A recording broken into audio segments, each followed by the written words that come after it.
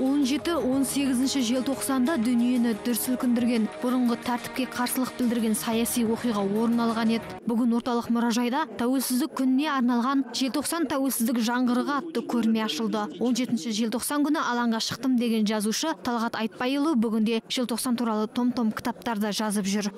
Айқастың куәгері болдым.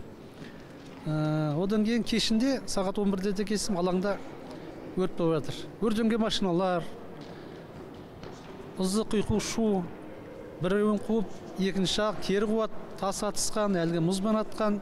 5 желтоқсан көтерілісінің жазбашысымын. 1991 жылы қазақша кітап шығаруды бастадық. Алматы 1986 желтоқсан деген. Желтоқсан көтерілісіне қатысқан 30 мыңнан аса адамнан құқық қорғау органдары 8515 азаматты ұстап, оның 5000-і қала сыртына шығарылып қарға тасталды. 2400 адам тұтқындалып, 1722-сі түрлі дене жарақаттарын алды. Алматы қалалық жаппай қуғын-сүргін көргендер қоғамының төрайымы Жансая Сабитова бұл оқиға әлі де дұрыс бағасын алмай келеді дейді. Қазақ даласында отар заманда гуманитарлық апатқа айналып отырған көптеген көтерілістің біріне желтоқсан көтерілісі қосылды деп санаймын деп сондай баға бердім.